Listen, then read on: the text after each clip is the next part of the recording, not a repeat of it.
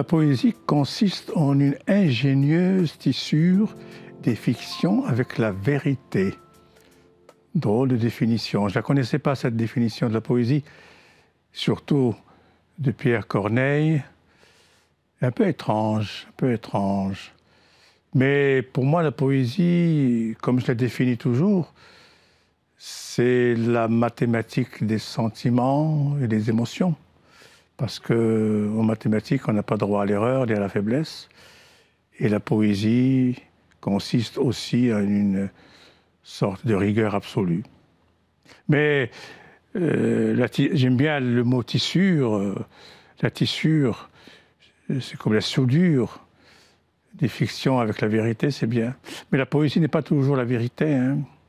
La poésie, c'est ce qui vient au-delà de la vérité. Au-delà, c'est sûr. La vérité, parfois, elle est plate. Elle n'est pas poétique. Rarement. Mais il y a une vérité qu'on ne peut pas dire, qu'on ne peut pas célébrer, et c'est là où la poésie intervient.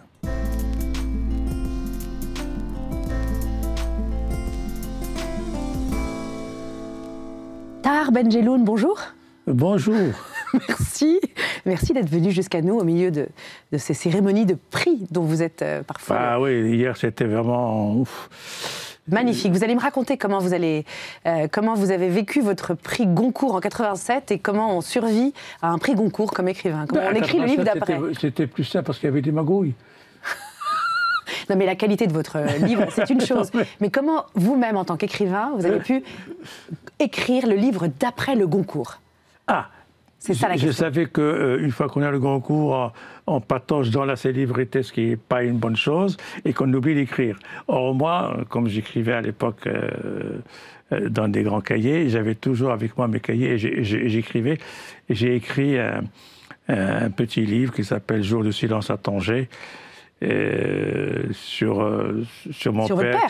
mon père qui était en train de partir.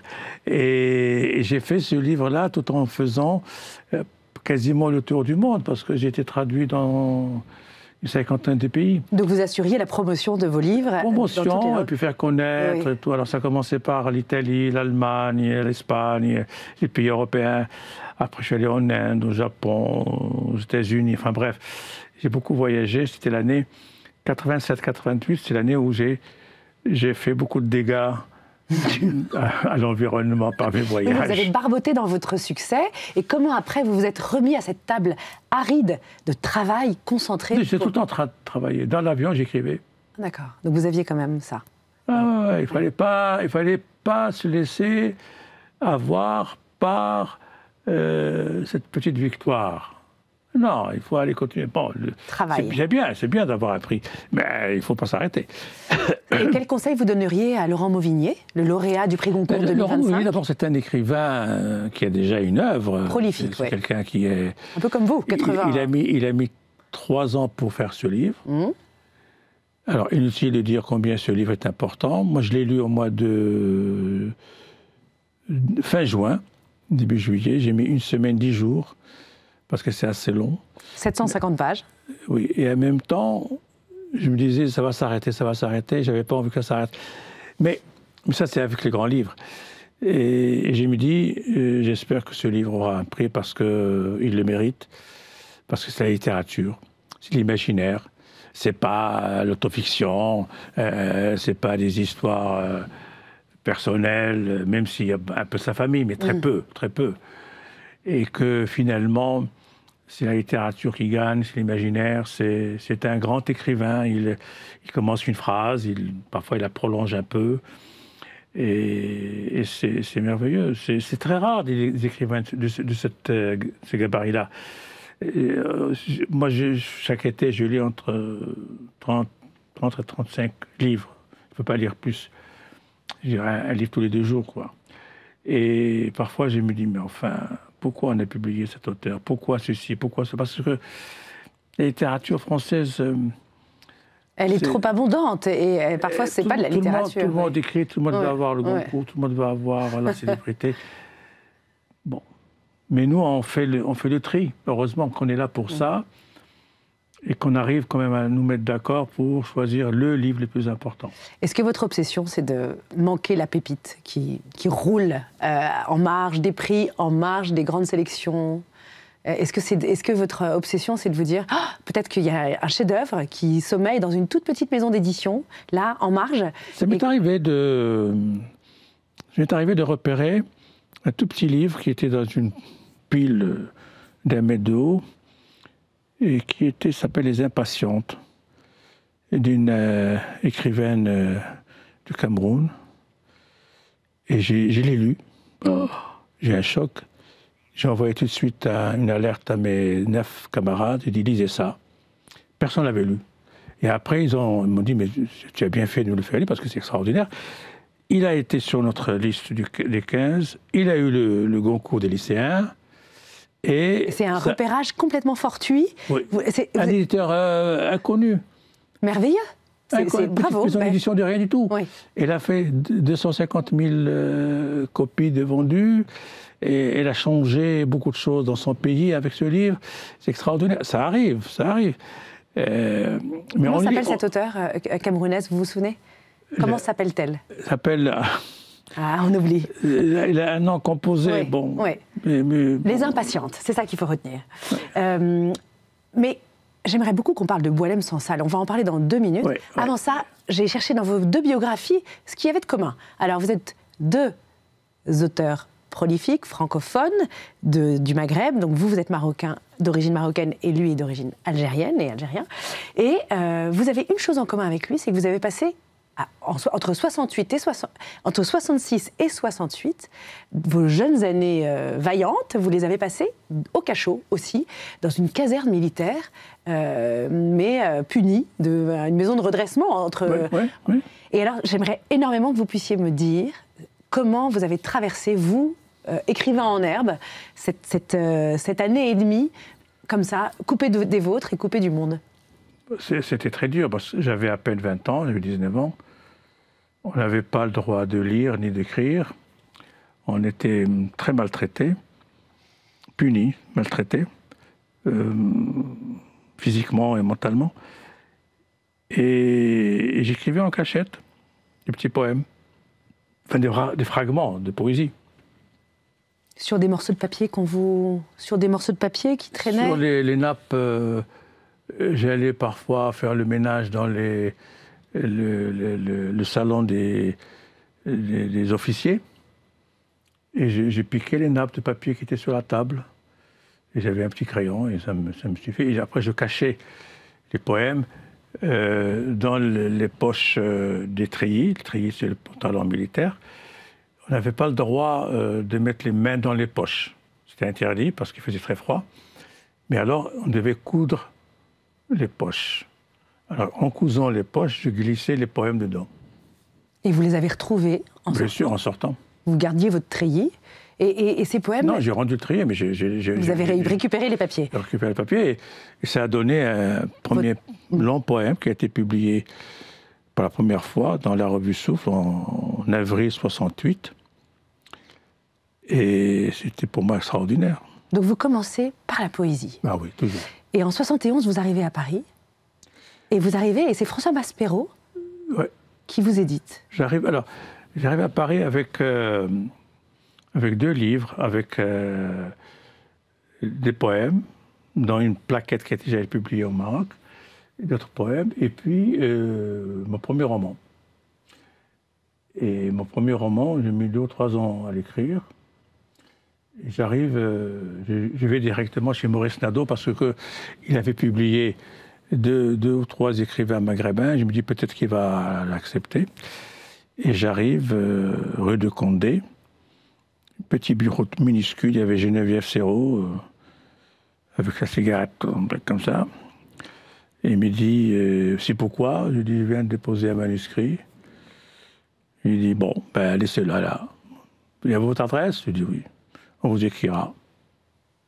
1 mois après, je reçois une lettre, passez nous voir.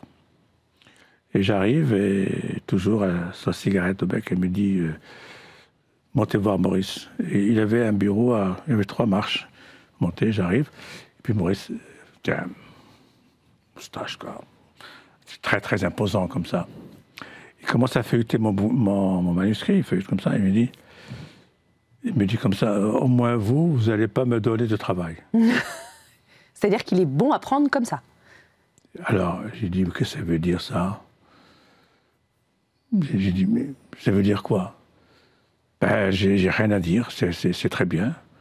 Pas de correction. Allez voir, j'avais préparé un contrat. Et j'ai eu à l'époque 2000 francs français. Premier salaire? En 1972, comme avance. Incroyable. Et alors justement, je vais vous dire quels sont les autres échos de cette histoire-là que j'ai repérés par rapport à celle de la vie de Boualem Sansal aussi. Venez avec moi, s'il vous voulez bien.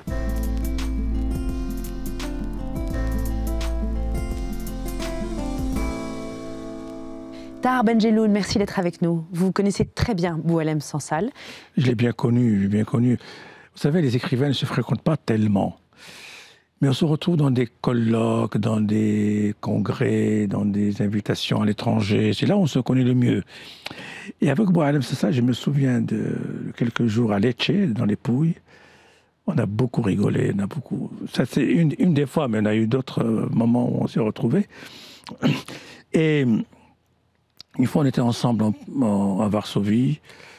Et puis, il y avait un grand salon du livre.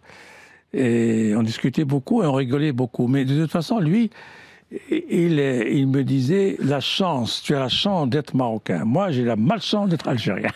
Mais enfin... C'était prophétique, c'est vrai. Mais en même temps, il aimait son pays. C'est pas ça la question. C'est que le système militaire algérien est une horreur. C'est un système qui... Il y a d'ailleurs une caricature que j'ai trouvée malheureusement très drôle. C'est on voit des policiers français amener des délinquants à la douane algérienne et les douaniers algériens les reposent. Ils disent non, nous, on ne prend que des écrivains. C'est terrible à dire, mais... Mais vous êtes du bon côté, en effet. Vous êtes le côté marocain. En plus, on peut imaginer que l'arrestation de Boualem Sansal le 16 novembre 2024, elle est liée aussi au fait que la France a reconnu le Sahara occidental comme appartenant au Maroc et que c'est une mesure de rétorsion, puisqu'il venait d'avoir un passeport français, Boualem. Et donc, on peut imaginer qu'il est aussi le masque de fer d'une situation... Il a rappelé des choses historiques qui sont vraies. Il dit, pendant la colonisation française, la France, à chaque fois qu'elle trouvait des minerais quelque part, elle les annexait à l'Algérie française, à l'époque. Elle l'a fait pour le Maroc et tout ça. Donc, il a dit, il ne fallait pas le dire. Bon, mais... il avait le droit de le dire puisqu'il le pensait, mais en même temps, peut-être que le faire en croyant qu'il ne serait pas puni... L'Algérie est un pays qui est pris en otage depuis la libération, depuis l'indépendance, par des militaires incultes, violents, cruels, et qui ont sur le dos la tuerie qui a duré 10 ans, la guerre civile. Dans les années 90. Il y a les islamistes aussi qui sont responsables, il n'y a pas que les militaires, mais les militaires ont participé beaucoup à des massacres. Donc c'est un junte militaire impopulaire, cruel, et qui devrait plier bagages et s'en aller. Parce que... Mais vous avez subi au Maroc aussi. Vous avez subi au Maroc, quand vous aviez 20 ans, aussi vous disiez de la torture, en tout cas une maltraitance des militaires. Comment vous expliquez que ce soit en fait encore possible aujourd'hui En Algérie? Oui. En Algérie, au Maroc, enfin je veux dire... Non, au Maroc, il n'y a pas ça aujourd'hui. Il n'y a plus ça aujourd'hui. Mais quand vous étiez jeune, vous aviez été vraiment... Mais moi, il faut dire une chose, c'est que ça se passait fin des années 60. Le roi venait d'arriver en 61. Hassan II. Donc il y avait des oppositions, tout ça. Moi, je manifestais dans la rue. Bon, j'étais au syndicat des étudiants. Donc tout ça, j'ai dû le payer. Mais avec le roi Mohamed VI, on n'a plus rien de tout ça. C'est autre chose. Maintenant, on est dans un pays émergent et la liberté, on peut dire beaucoup de choses. Il ne faut pas toucher au roi, c'est tout. On peut dire tout sauf... Oui, tout ce qu'on veut, mais il ne faut pas toucher à la famille royale. Oui. Il ne faut pas non plus toucher à l'islam. Et puis c'est tout. Ce sont des tabous comme ça, il ne faut pas toucher. Bon. Et pourquoi Boualem Sansal se sentait libre de parler comme il l'a fait? Parce qu'il a parlé pendant toute sa vie en critiquant l'Algérie et le système algérien. On ne lui a rien fait. Il pensait que ça allait être toujours comme ça. Or, il a dépassé la ligne rouge qui est les frontières. Or, les Algériens le système algérien est tellement complexé par le problème des frontières et qu'il ne veut surtout pas qu'on en parle. Parce qu'il veut dire il faut rester aux frontières de la colonisation, il ne faut pas bouger. Mais ça ne mérite pas la prison. Ça mérite peut-être un petit blâme ou quelque chose comme ça, mais même pas. Pas un an de prison à son âge, en tout cas. Mais c'est atroce, c'est affreux, à son âge en plus. Avec cette maladie. C'est absolument cruel et dégueulasse. Et je ne pardonnerai jamais à ces salopards de généraux algériens qui ont fait ça. Jamais, jamais. Ni à ce président qui est totalement incompétent, qui est une marionnette entre les mains des militaires. Et ça, c'est scandaleux. Est-ce que vous pensez que Boualem Sansal a aussi des petits papiers sur lesquels il peut écrire son prochain livre? Je ne sais pas, parce qu'il paraît que non. Il paraît qu'il n'a pas le droit, le droit d'avoir de quoi écrire. Je ne sais pas. Mais vous savez, on peut écrire beaucoup dans sa tête. Comment fait-on? On écrit, on retient. Ça m'est arrivé souvent. Parce qu'il n'y avait pas le papier, on dit. Et parfois, après, on peut oublier, mais je pense que ce qu'a vécu Boualem en prison, ça sera toujours là. Il le racontera avec ses mots à lui, et que ce sera un témoignage d'importance universelle. Est-ce que vous pensez que le peuple algérien a envie qu'il sorte de prison? Le pauvre peuple, il est timoré, on ne le laisse pas parler. Alors, ce qui est terrible, c'est que le système algérien est très, comment dire, bien outillé. Chaque fois qu'on critique le système algérien, il y a immédiatement une centaine ou même 200 personnes qui, dans les réseaux sociaux, sortent pour détruire la personne qui a critiqué l'Algérie. Ils ont un système très bien huilé. Ils lancent des fausses nouvelles tout le temps, un peu comme les Russes. Parce qu'ils ont l'éducation un peu soviétique. Oui. Et jusqu'à maintenant, Boualem Sansal était passé entre les gouttes. Mais c'était peut-être avant l'intelligence artificielle qui avait repéré. Oui, mais en même temps, il n'a rien dit d'extraordinairement condamnable. Oui. Bon, il a dit ce qu'il pensait. Et avec les faits. Bon, mais... Et alors, c'est un homme, un écrivain qui commence à 45 ans à écrire. Parce qu'avant ça, il occupe des fonctions dans l'appareil d'État. Il était fonctionnaire, bon. C'est très intéressant. Il avait l'envie d'écrire. Et Le village de l'Allemand est un chef-d'œuvre pour moi. Rue Darwin, qui est un peu autobiographique, c'est magnifique. À un certain moment, à partir de 1984, c'est ça, j'ai commencé un petit peu à ne pas être d'accord avec lui sur l'analyse qu'il faisait, mais je me dis, il a vécu la décennie horrible de la guerre civile. La guerre civile. Vous lui avez dit que vous n'étiez pas d'accord avec son regard sur cette séquence? Parfois, il comparait les islamistes, les criminels islamistes, aux nazis. Ce sont des comparaisons qui ne fonctionnent pas. Le nazisme et le fascisme sont des systèmes, on sait ce que c'est. Ce qu'ont fait les islamistes et les militaires en Algérie, ce sont des tueries, des tueries cruelles et sans raison. C'est terrible. Bon, mais Boualem était un homme libre, pas sans penser. Il avait des relations plus que cordiales avec Israël et les Juifs en général, ce qui allait contre la politique de son pays, et qui persistait dans la non-reconnaissance d'État d'Israël et qui insultait tous ceux qui parlaient des Juifs en les traitant de sales sionistes. Moi, je suis pour eux un sale sioniste. Et vous pensez que c'est plus pour ça qu'il a été mis sous les barreaux que pour ce passeport français, son propos sur la frontière du Sud? Il y a un tout, je pense. Oui, il y a un tout. C'était la chose de trop. Il fallait lui donner une bonne leçon, il fallait le mettre en prison et qu'il reçoive des claques. C'est ça, le système des généraux algériens qui sont dans une... comment dire, dans une logique répressive et antipopulaire. Et Tahar Ben-Jelloun, comment est-ce comme vous le connaissez de l'intérieur, Boualem Sansal, vous le connaissez, vous avez ri avec lui, ce qui est quand même le signe que vous êtes en communion parfois avec lui. Est-ce que vous imaginez comment cette terrible épreuve d'être enfermé pendant 1 an ou plus peut sécréter chez lui l'envie d'écrire ou de ne plus écrire? Est-ce que vous pensez qu'il restera un écrivain? J'ai pensé beaucoup à lui, et surtout, j'ai cette capacité un peu extraordinaire de m'imaginer ce qu'il ressent et ce qu'il vit. Alors? Il a eu deux, enfin, je peux me tromper, il le racontera quand on le verra. Il y a eu 2 étapes chez lui. La première étape, c'est le courage, c'est la résistance. Et la deuxième étape, c'est la dépression et l'horreur qui s'installe surtout après le procès. Et son âme naviguait entre les deux. Et se retrouver entre 4 murs, dans la moisissure, dans la mauvaise bouffe et tout, et puis sans espoir de libération ni rien, sans voir sa famille, sans voir personne, c'est une façon de le tuer à petit feu. Et ça j'ai pensé beaucoup à lui, beaucoup. Et je ne pardonnerai jamais à ces criminels d'avoir fait ce qu'ils ont fait. Jamais, jamais. Et Tahar Ben-Jelloun, vous, quand vous êtes dans vos nuits d'insomnie, dont vous avez tiré un livre génial, est-ce que dans ces nuits d'insomnie où le silence et la torpeur de la nuit règnent, est-ce que c'est là que vous vous représentez le mieux la vie des autres?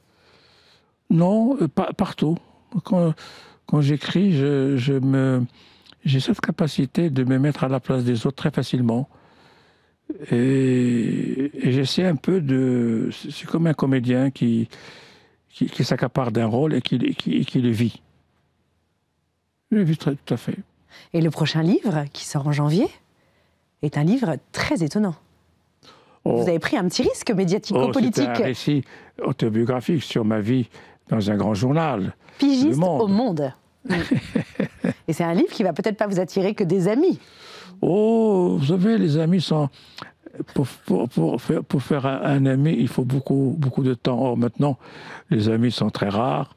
Et ceux qui ne veulent pas être amis avec moi, je ne cherche pas à les convaincre.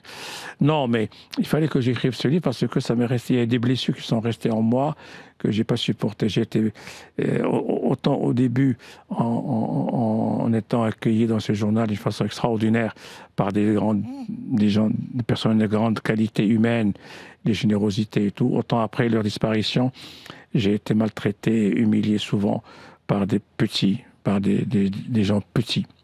Et donc vous réglez des comptes, ou alors est-ce que vous vous libérez de l'amertume que ça vous a laissé? En écrivant, je me suis libéré. J'ai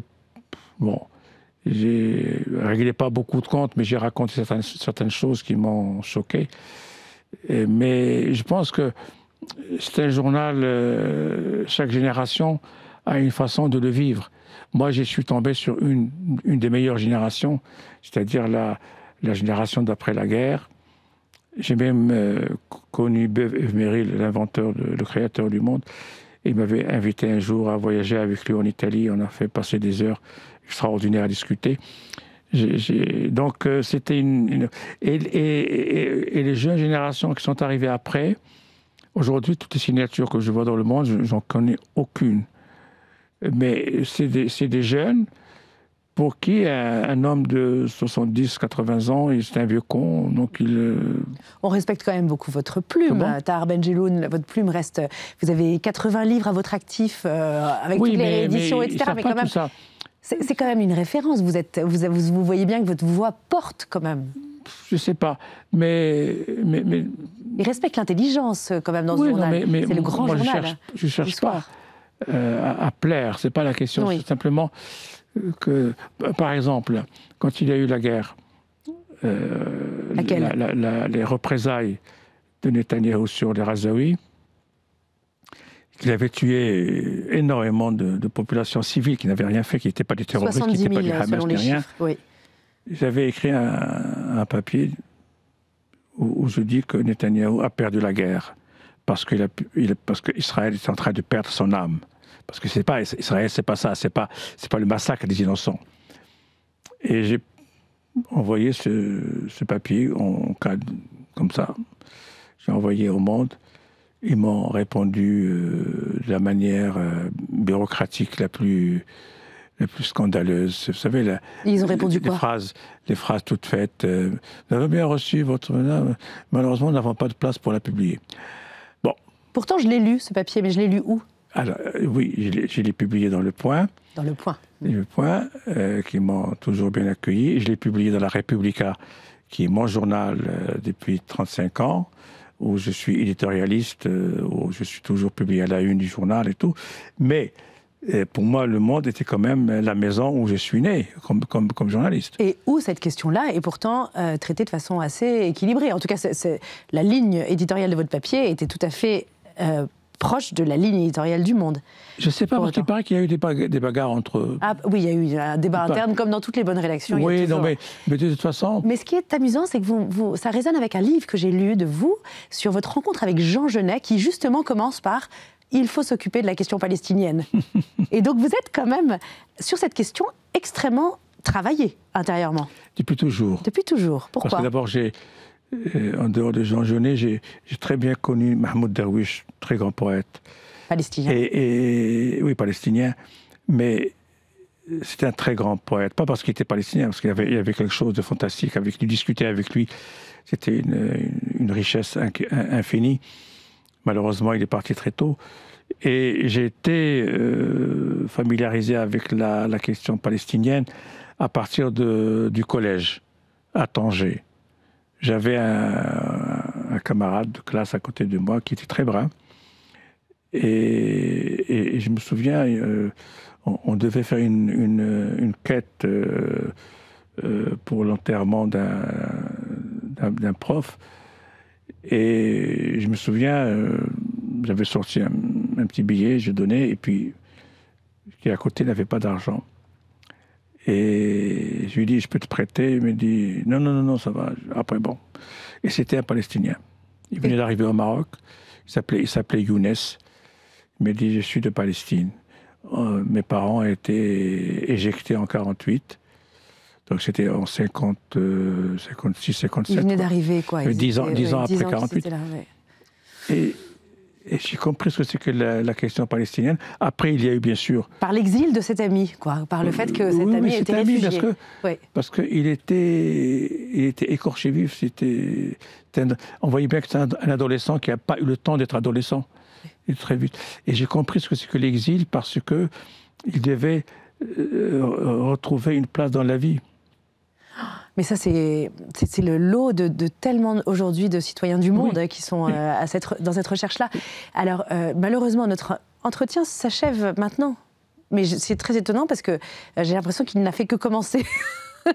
Taha Bencheloun, on a surtout parlé de Boualem Sansal parce que c'est son moment aujourd'hui. Mais est-ce que vous me permettez de vous réinviter avec ce livre? Avec plaisir. Vous reviendrez? Vous me promettez? Oui, bien sûr. C'est une promesse?